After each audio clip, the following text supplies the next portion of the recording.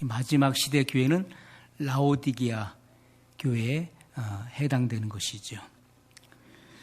자, 계시록 3장 15절로 17절에 내가 내 행위를 아노니. 자, 예수님께서 라오디게아 교회에게 하신 말씀입니다. 내가 내 행위를 아노니, 신앙 행위를 안다는 것이죠. 내가 차지도 아니하고 더웁지도 아니하도다. 내가 차든지 더웁든지 하기를 원하노라.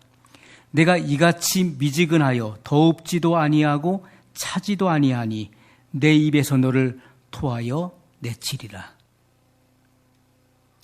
예수님께서 라오디게아 교회를 향하신 주님의 마음을 말씀하셨어요. 그런데 이제 라오디게아 교회는 주장이 다릅니다. 내가 말하기를 나는 부자라 부유하여 부족한 것이 없다 하나. 라오디게아 교회는 나는 부자라 부족한 것이 없습니다 라고 말을 합니다. 그때 주님은 이렇게 말씀하시죠. 내 곤고한 것과 가련한 것과 가난한 것과 눈먼 것과 벌거벗은 것을 알지 못하도다. 영안이 어둡기 때문에 자기 자신의 실체를 보지 못하고 있으면서 다 보고 있다라고 과신하고 있는 것입니다. 그리스도의 의의 옷을 입지 못한 사람들은 벌거벗은 자들이에요. 그런데 그들도 마치 그리스도로 옷 입은 것처럼 그렇게 생각하고 있는 것입니다. 라오디게아 교회의 이 신앙의 모습은요, 예수님께서 토에 내치고 싶은 교회였다는 것입니다. 너는 미지근해서 내 입에서 너를 토해버리고 싶다. 토에 내치고 싶은 교회였다는 것입니다. 오늘 우리는 이 말씀을 통해서 이 마지막 시대 라오디게아 교회의 양상을 띠고 있는 우리의 신앙을 다시 한번 재점검해야 되는 것이고 재조명을 받아야 되는 것입니다. 교회는 건물이 아닙니다. 교회는 구원받은 성도들을 의미하는 거예요. 신앙생활을 하고 있는 사람들을 의미하는 것입니다. 그런데 어떤 사람은 주님의 입에서 토해버리고 싶은 사람도 있다는 것을 주님이 분명히 말씀하셨어요. 여러분, 신앙생활 5년, 10년, 어떤 사람은 20년, 50년이 지났어도 어떠한 변화와 성장이 없는 신앙이라면 돌아봐야 되는 것입니다. 자기를 성찰해야 돼요. 하나님의 말씀의 조명을 통해서 우리 자신의 신앙을 다시 점검하지 않으면 안 되는 것입니다. 로마서 12장 11절에는 부지런하여 게으르지 말고 열심을 품고 주를 섬기라고 말씀하고 있습니다. 주님을 섬기는 일에는 열정이 있어야 되는 것입니다. 열정이 있어야 돼. 형식적이고 맹목적인 신앙은 결국 무너지게 되는 것입니다. 우리는 부지런하여 게으르지 말고 열심을 품고 주님을 섬겨야 돼요.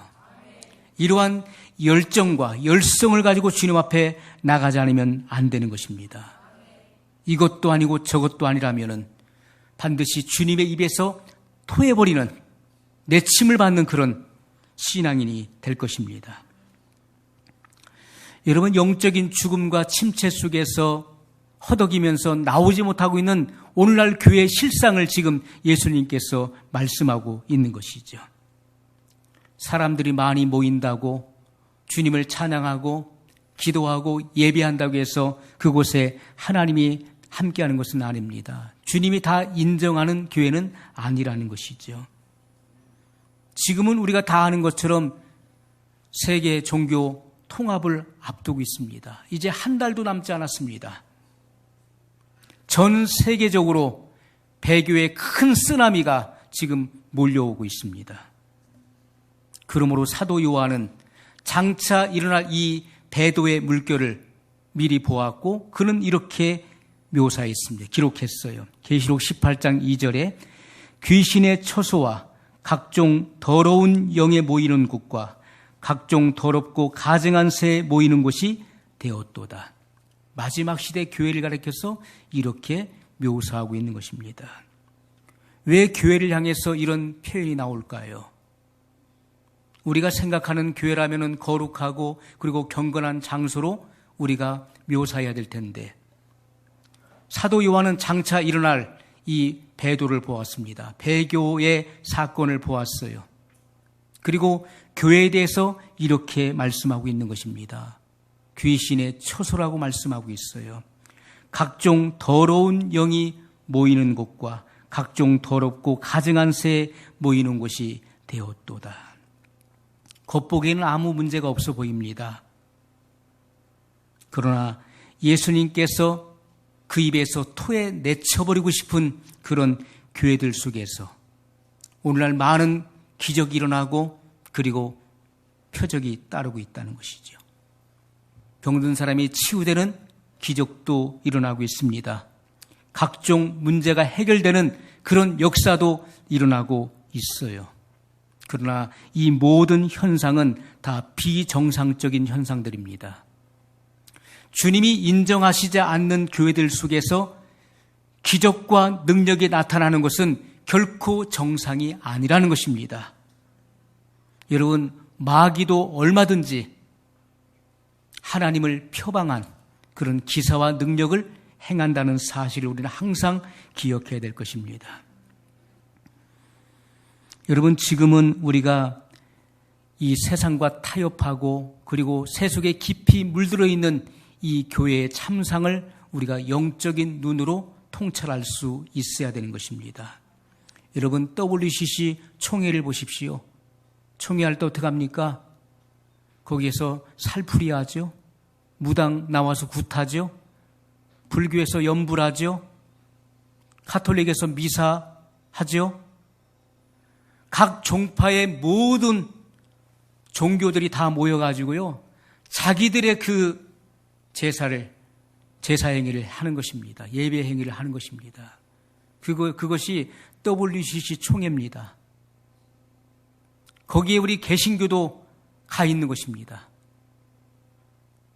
그리고 결국에는 이제 올해 6월 23일에 세계 종교 통합 선언에 하는데 서명을 하고 그 일에 본격적으로 가담하게 되는 것입니다. 여러분, 교회는 이제 깊은 그 타락의 물결 속에 이제 흘러가게 되어 있습니다. 그렇기 때문에 예수님께서는 내가 너를 내 입에서 토해 내쳐버리고 싶다. 마지막 시대는 세상과 타협하게 되는 것입니다. 우리의 영혼이 강건하지 않으면 무너지게 되는 것입니다. 믿음의 결국은 곧 영혼의 구원이라고 말씀하고 있어요. 내가 인내의 말씀을 지켰은즉 이라고 주님은 말씀하고 있지요. 하나님의 말씀은 인내의 말씀인 것입니다. 인내의 열매가 곧 영혼의 구원으로 완결되어지는 것입니다. 우리는 끝까지 견디어야 되는 것이고 그리고 승리를 쟁취해야 된다는 것입니다. 우리가 우리 삶 속에서 지극히 작은 것에도 우리가 시험에 들고 넘어지는 신앙, 그리고 지극히 작은 것에 쉽게 타협하는 신앙이라면은 배도의 물결이 몰려올 때 여러분은 다 넘어지고 그리고 타협하게 될 것입니다. 에스겔 37장 1절로 2절에 주님께서 이렇게 말씀하고 있습니다. 여호와께서 권능으로 내게 임하시고 그 신으로 나를 데리고 가서 골짜기 가운데 두셨는데 거기 뼈가 가득하더라. 나를 그 뼈 사방으로 지나게 하시기로 본즉 그 골짜기 지면에 뼈가 심이 많고 아주 말랐더라. 여러분, 이것은요, 마지막 시대 교회의 그런 모습을 보여주고 있는 것입니다. 여기 마른 뼈, 죽은 뼈들은 바로 이 마지막 시대 교회 안에 있는 성도들의 모습을 지금 보여주고 있는 거예요. 하나님께서 큰 권능으로 에스겔에게 임하셨어요. 그리고 그 신으로 에스겔을 데리고 가셨습니다. 골짜기 가운데 두셨고 그 골짜기에는 마른 뼈들이 가득했어요. 뼈가 심히 말랐다는 것은 뭘 의미합니까? 죽은 지 오래되었다는 것이죠. 이미 이 표피와 모든 살은 다 썩어서 없어졌습니다. 세월이 오래 흐르다 보니까 뼈도 다 맞지 않습니다. 뼈가 나뒹굴고 있었어요. 이것은 더 이상 소생할 수 있는 가망성이 전혀 보이지 않는 상태를 의미하는 것입니다. 자, 이런 뼈들이 과연 살 수 있을까요? 이 뼈들이 과연 살 수 있을까요? 에스겔 8장 3절에 보면 그가 손 같은 것을 펴서 내 머리털 한 모슴을 잡으며, 자, 하나님께서 이렇게 임하실 때는요, 우리가 시공을 초월하게 되는 것입니다. 하나님께서 손 같은 것을 펴서 에스겔의 이 머리털 한 모슴을 잡으셨다는 거예요. 주의 영이 나를 들어 천지 사이로 올리시고, 한순간에 천지 사이로 올리신다는 거예요. 하나님의 환상 가운데 나를 이끌어 예루살렘으로 갔다라고 말씀하고 있어요. 여러분, 우리가 이 환상은 바로 계시를 말하는 것입니다. 환상을 통해서 계시를 열어주는데, 환상은 어떻습니까? 환상은 꿈꾸는 것이 아니에요. 뭔가 불투명하게 보이는 것이 아닙니다. 환상은 지금 실제로 내가 이 피부로 느끼는 것처럼 느껴지는 거예요. 지금 실제 일어나고 있는 그 현상을 내가 지금 보는 것처럼 그렇게 보는 것입니다. 에스겔은 지금 골짜기에 가득한 그 마른 뼈들을 지금 실제 내가 피부로 느끼는 것처럼 지금 보고 있는 것입니다. 자, 하나님께서 이 계시를 통해서 에스겔에게 골짜기에 가득 쌓여 있는 이 마른 뼈들을 보여주셨어요. 마지막 시대 교회 속에 죽어있는 그 영혼들의 그 실상을 보여주셨습니다. 오늘날 교회 안에는 수많은 영혼들이 죽어 있다는 것입니다. 거듭나지 않은 영혼들은 다 죽은 영혼들이에요. 왜냐하면 허물과 죄로 죽었던 너희를 살리셨도다라고 말씀했기 때문에 거듭나지 않은 영혼들은 다 죽어 있는 영혼들입니다. 죽은 지 오래돼서 뼈가 아주 말라 있었다는 것입니다. 에스겔 37장 3절에 그가 내게 이르시되 인자야 이 뼈들이 능히 살겠느냐. 하나님께서 에스겔에게 말씀하셨어요. 인자야 이 뼈들이 능히 살겠느냐 하시기로 내가 대답하되 주 여호와여 주께서 아시나이다. 예, 아멘. 능히 살 줄로 믿습니다라고 말하지 않고 에스겔은 뭐라고 고백합니까? 주 여호와여 주께서 아시나이다. 왜요? 에스겔의 눈에 비춰지는 이 마른 뼈들은 이미 죽은 지 수십 년, 수백 년의 세월이 흘러서 그 형태를 알아볼 수가 없습니다. 뼈들도 서로 맞지가 않는 거예요. 그런데 이 뼈들이 살아날 가망성이 전혀 보이지 않았다는 것입니다. 그렇기 때문에 주 여호와여 주께서 아시나이다 라고 고백을 하는 것입니다. 자, 오늘날 교회의 형편을 보십시오. 모든 것이 불가능해 보입니다. 속화의 물결 속에 교회는 너무나 세속화되었어요. 세상을 향해서 틈을 열어주었기 때문에 이런 속화의 물결이 교회 속에 한없이 밀려 들어왔습니다. 교회는 세상을 모방하고 있습니다. 코로나 바이러스 19의 여파로 성도들은 그나마 모이기를 패하는 그러한 많은 교회들 속에 그러한 조짐들이 다 드러나고 있습니다. 세계 종교 통합이라고 하는 이런 배도의 물결이 교회를 압도하고 있습니다. 자, 이러한 상황에 직면해 있는 교회가 과연 살아날 수 있을까요? 과연 교회에 희망이 있을까요? 누가복음 18장 8절에 예수님께서 말씀하시기를 인자가 올 때에 세상에서 믿음을 보겠느냐 이렇게 탄식하셨어요. 주님께서 재림하실 때 세상에서 믿음을 보겠느냐, 믿음을 찾을 수 있겠느냐라고 주님은 말씀하셨다는 것입니다. 자, 주님의 재림이 임박한 이 마지막 시대에 과연 교회 속에서 그리스도의 정결한 신부들이 나올 수 있을까요? 에스겔이 골짜기 가득한 마른 뼈들을 보면서 느꼈던 그 절망을 오늘 우리들도 지금 현실의 교회를 바라보면서 그와 같은 절망을 느끼는 것입니다. 과연 이 교회에 희망이 있을까? 우리 한국교회에 진정한 희망이 보이는가? 종교, 세계 종교 통합이라고 하는 이 쓰나미의 물결 가운데 수많은 교단과 교회들이 다 타협하고 그리고 주님을 배신하고 있는 이 마지막 시대에 교회에서 진정 이기는 자들이 나올 수 있을까? 자, 에스겔 37장 4절에 주님이 또 이렇게 말씀하십니다. 또 내게 이르시되 너는 이 모든 뼈에게 대언하여 이르기를 너희 마른 뼈들아 여호와의 말씀을 들을지어다. 아멘. 자, 여호와 하나님께서는 대언하라고 말씀했습니다. 에스겔에게 너는 나 여호와의 말씀을 대언하라 이렇게 말씀하고 있어요.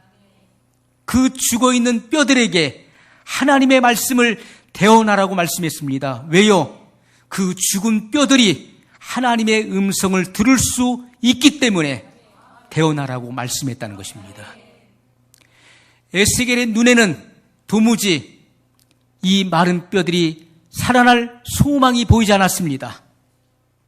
그는 절망의 눈으로 그 뼈들을 바라보았어요. 그러나 하나님의 말씀은 죽은 뼈들이 여호와의 말씀을 들을 수 있다는 희망을 주셨다는 것입니다. 그들이 내 음성을 들을 수 있다 이렇게 말씀하시는 것입니다.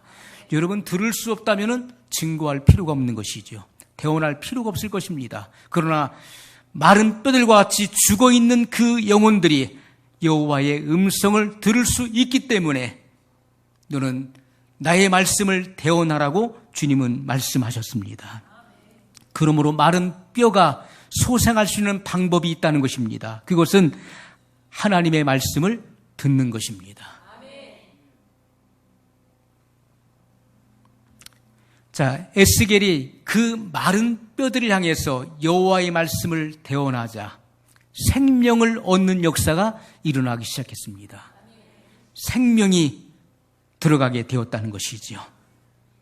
여러분, 죽은 교회를 살리는 것, 이 마지막 시대에 죽은 교회를 소생시키는 것, 그리고 죽어있는 성도들을, 죽어있는 영혼들을 살리는 것은 여호와의 말씀을 대언하는 방법 외에는 없다는 것입니다.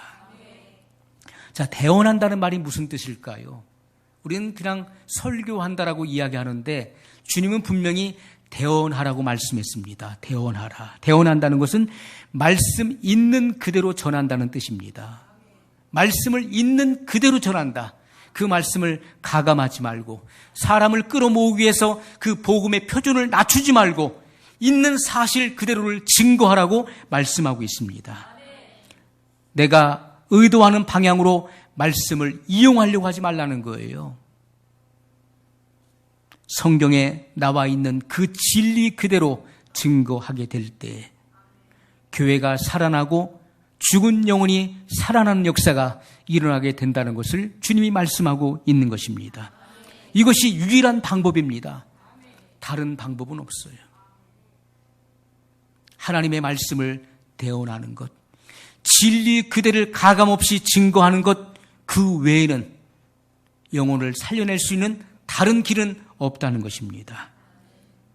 여러분, 오늘날 많은 사람들이 많은 교회들 속에서 복음의 표준을 너무나 낮췄다는 거예요. 하나님의 진리 그대로 증거하지 않는다는 거예요. 사람의 비유를 맞추고 그리고 사람들의 마음을 얻기 위해서 여전히 죄와 세상을 붙들고 살고 있는 성도들에게 걱정하지 말라고 그럽니다. 걱정하지 마세요. 하나님이 당신을 사랑하십니다. 하나님께서 반드시 당신을 축복하실 것입니다. 모든 것이 다 잘 될 것입니다. 라고 위로하고 기도해 줍니다. 이것은 비진리입니다. 오히려 그 영혼을 더 깊은 침륜에 빠지게 하는 거예요. 영적으로 병들고 잠들게 하고 죽이는 말씀이 될 것입니다. 마지막 시대에는요, 깊은 잠에 빠져 있는, 사망의 잠을 자고 있는 그 영혼을 흔들어 깨우는 그런 메시지가 선포되어야 된다는 것입니다. 지난날 세례 요한의 외침과 같이 회개하라, 천국이 가까웠느니라. 이미 도끼가 나무 뿌리에 놓였으니 회개에 합당한 열매를 맺지 않는 자는 찍혀서 불에 던져져 살라지라고 하는 그 외침을 드려야 되는 것입니다. 회개에 합당한 열매로 나오지 않는다면 그는 결코 구원에 이르지 못하게 될 것입니다. 말로만이 회개가 아니라 진정한 회개는 생각이 바꿔지는 것입니다. 마음의 변화가 생기는 거예요. 그의 삶에 진정한 변화가 일어나는 것입니다. 그것이 진정한 회개라고 하는 것이죠. 많은 사람들은 입으로는 회개하지만은 회개한 후에도, 회개 기도를 한 후에도 이 생각에 변화가 없기 때문에 그의 삶에 변화가 일어나지 않는 것입니다. 여러분, 우리는 사망의 깊은 잠을 자고 있는 그 영혼들을 흔들어 깨워야 돼요. 그리고 진리를 증거해 줘야 되는 것입니다. 깊이 자고 있는 사람 깨워서 얘기해 보세요. 어떻게 하겠습니까? 신경질 부리죠. 화내죠. 왜? 곤히 자고 있는데 왜 깨워? 나 지금 깊이, 나 편안히 지금 자고 있는데 자는 사람 왜 깨워? 도대체 이게 무슨 말이야? 사망의 잠을 자고 있는 사람 흔들어 깨워서 진리를 증거하면요, 거기에서 반문을 하게 됩니다. 저항하게 되죠. 듣기 싫어합니다. 불편한 마음을 갖는 것입니다. 그러나 주님이 우리에게 말씀하시는 것은 그들의 양심이 불편할지라도 너는 여호와의 말씀을 대언하라고 말씀하고 있어요. 그들이 듣기 싫어하고 저항하고 거부해도 너는 그 죽은 영혼들에게 여호와의 말씀을 있는 사실 그대로 가감없이 증거하라고 말씀하고 있다는 것입니다. 그럴 때 주님에 속한 진짜 양들은 주님의 음성을 듣는다는 것이죠. 주님은 말씀하시기를 내 양은 내 음성을 듣나니 나는 저희를 알며 저희는 나를 따르느니라 이렇게 말씀하셨어요. 주님의 양들은요, 주님의 음성을 들을 수 있습니다. 진리를 분별할 수 있게 된다는 것이죠. 그래서 주님은 소아시아 7교회 사자에게 편지하시면서 귀 있는 자는 성령이 교회들에게 하시는 말씀을 들을지어다 이렇게 말씀했던 것입니다.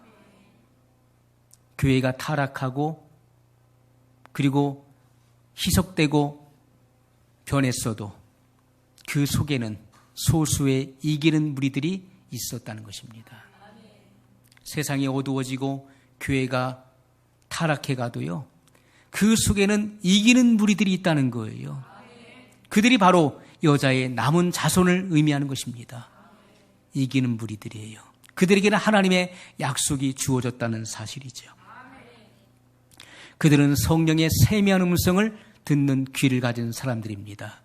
여러분, 오늘 이 말씀이 여러분 귀에 불편할지라도, 여러분의 양심을 불편하게 만들지라도 주님의 양들은 주님의 음성을 듣고 따르게 될 것입니다. 자, 여기에 나오는 이 마른 뼈들은 과거 한때는 살아있었던 사람들이었어요. 과거에는 살아있었는데 그들이 죽어서 썩었고 그리고 뼈가 심히 마르게 되었던 것입니다. 한때는 나도 은혜 받았어. 은혜 받아서 나도 팔팔 뛰었지. 그런데 지금은 식어져서 미지근해졌다는 것이죠.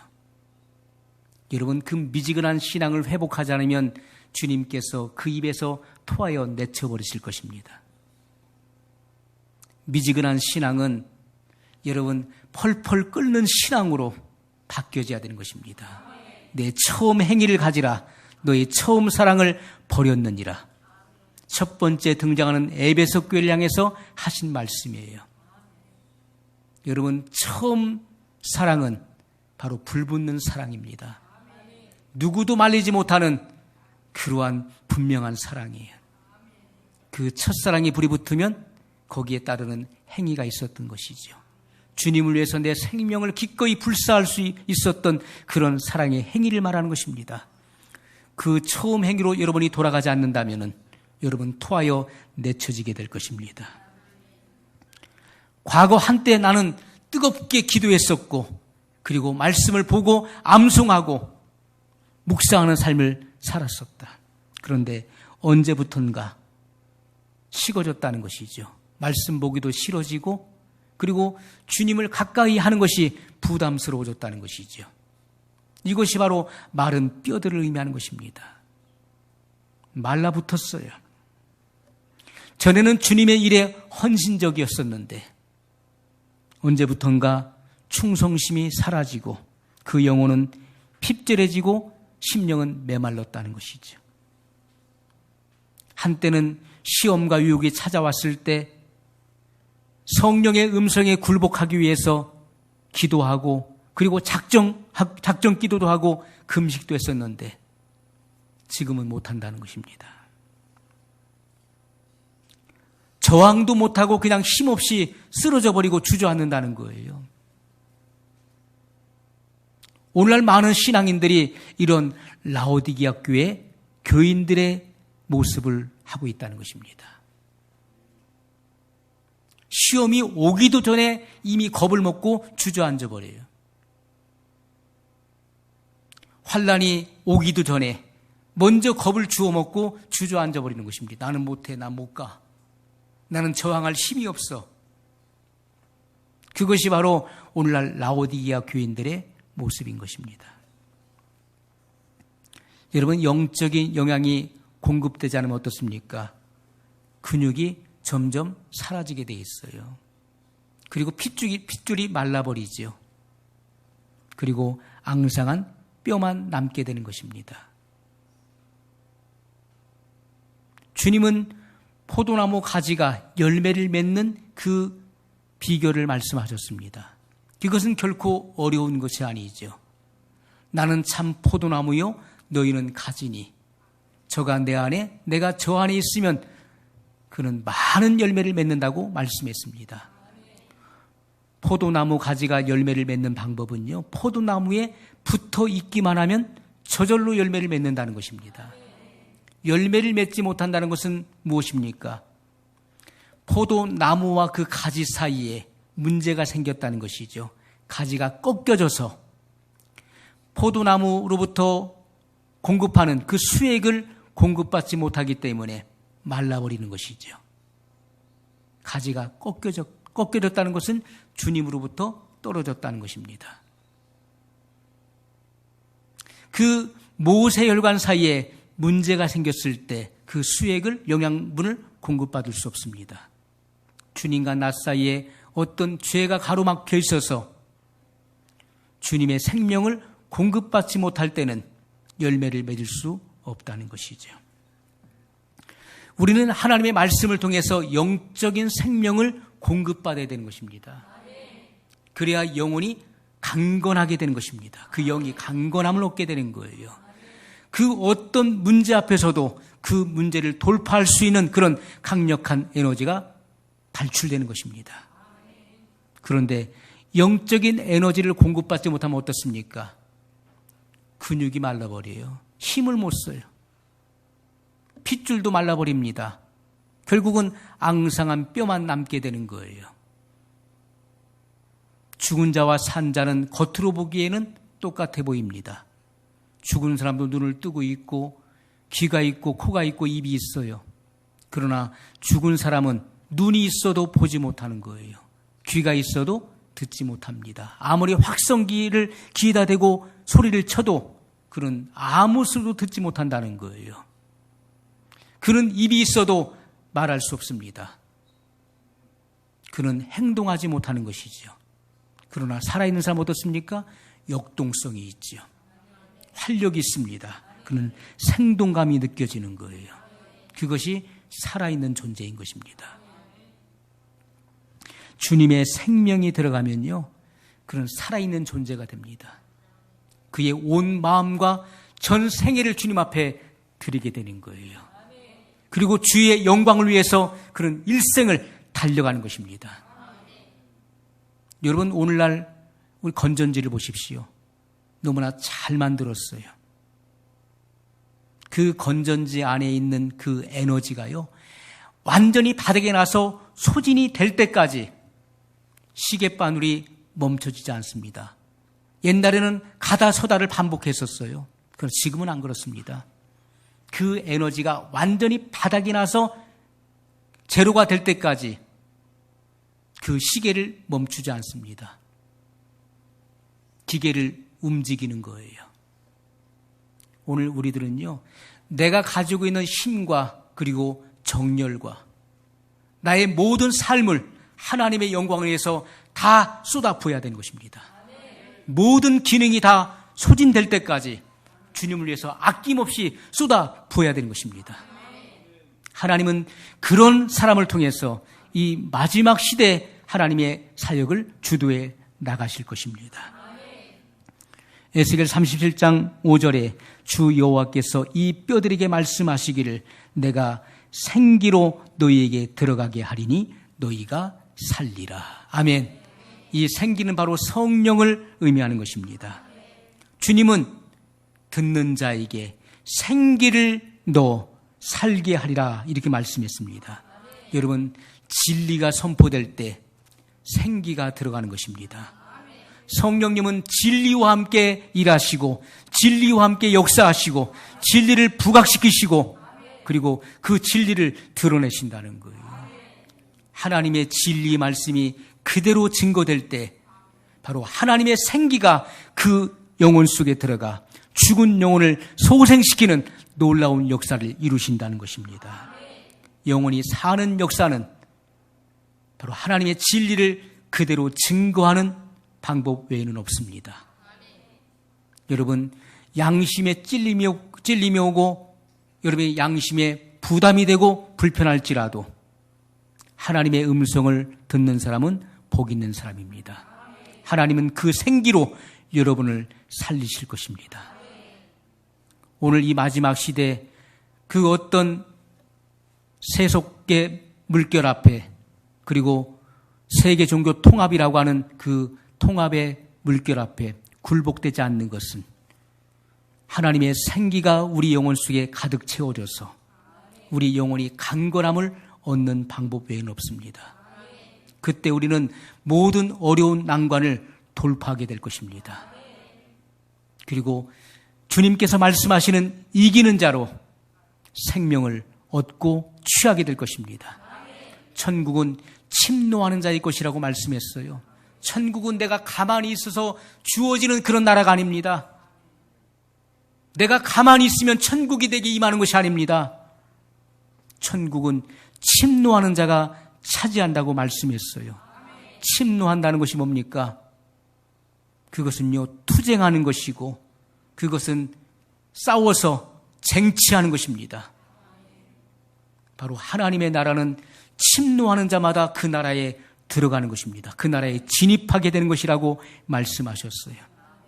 우리는 죄와 싸우되 피 흘리기까지 싸워야 되는 것이고 속화의 물결과 싸우되 피를 흘리기까지 싸워야 되는 것입니다.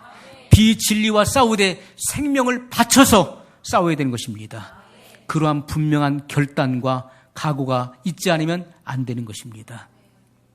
이 마지막 시대에 여러분의 영혼들이 더 강건해지고 굳건해지기를 예수님의 이름으로 소원합니다. 우리 말씀을 기억하면서 소리내서 같이 기도하겠습니다.